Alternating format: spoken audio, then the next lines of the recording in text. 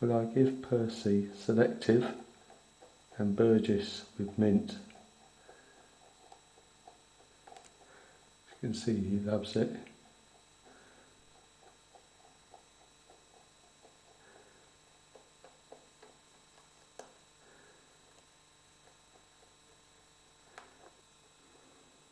I believe that's the selective and that's the Burgess with mint.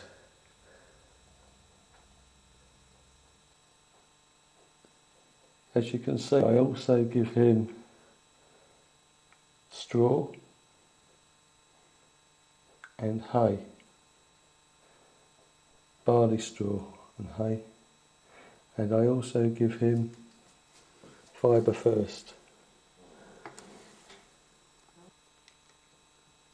which are sticks of fibre.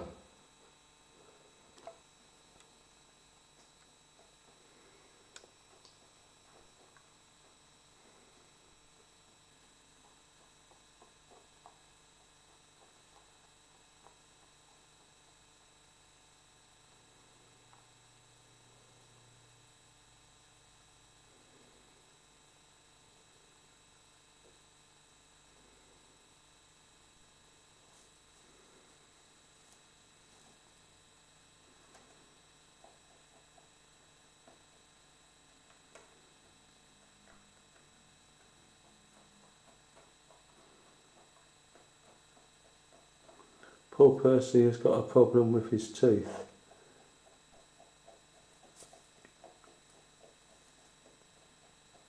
The problem is that he's missing the bottom jaw tooth, and so the corresponding one above is growing too long because it has nothing to rub against to grind, and so it doesn't wear down. All the other teeth are good because I give him a very nice diet.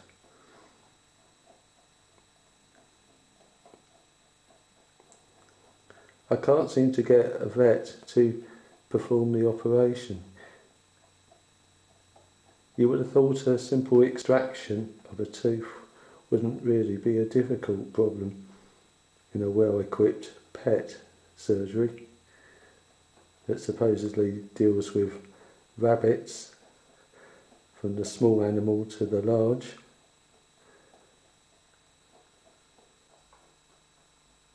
What happens is that Percy's tooth gets too long, and because there's no tooth below it to grind with, no matter what his good diet is, he's always going to have a problem with that tooth, and it ends up stopping him eating because it grows and it goes into the gum and cheek, and so Percy stops eating and becomes sick.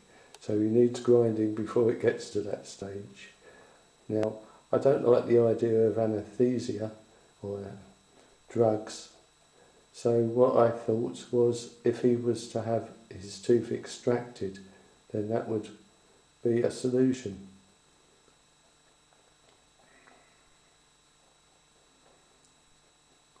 I find that pet insurance sounds good on paper, but as soon as you read all the exception clauses, like anything to do with dentistry is excluded. Well, since 90% or more of the problems stem solely from dentistry, there's really very little point in having an insurance policy. You might as well put some money aside each month in the event of a problem. That's the way I see it. I give him the best diet I can give him, and that is straw and hay. I give him barley straw and hay, and this food is being checked out by me to be the very best in terms of his dietary requirements of the right amount of fibre.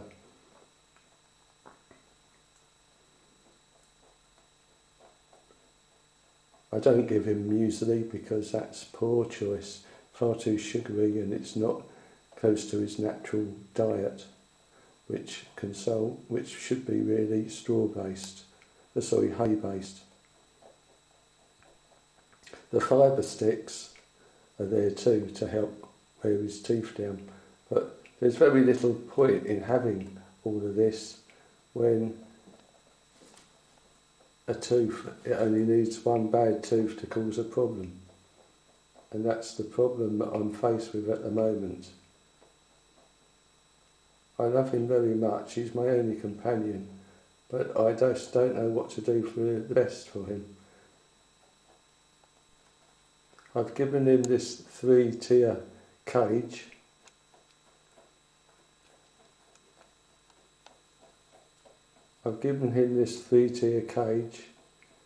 Because he was in that small cage.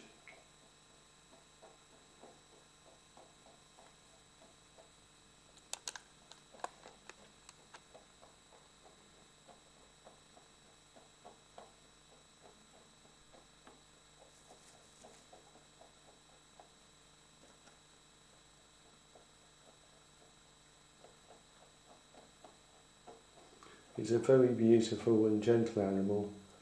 He's absolutely wonderful to handle, and he deserves so much more than I can offer him. I'm going to show you now how I clean him out. I clean him out every day, usually before 9 o'clock. I even use a little lime scale remover twice a week to prevent build-up of lime scale. When I got him from my daughter, because she couldn't look after him, I found the cage to be full of lime scale and I had to clean it. There was lime scale in the bottom and at the top. Now, I know that he only does his toilets at the bottom, so to have done it at the top too, it must have been very poor conditions for him.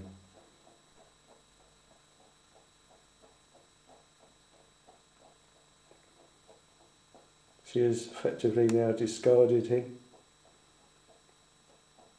and I understood from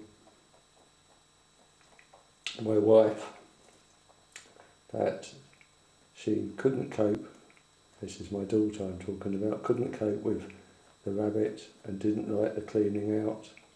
Although I find the cleaning out to be nothing, really.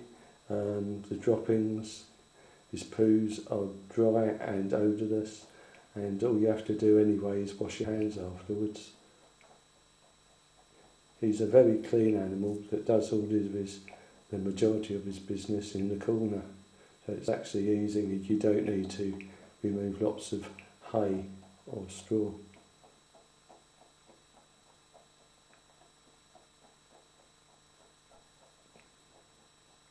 I don't like the idea of him having to take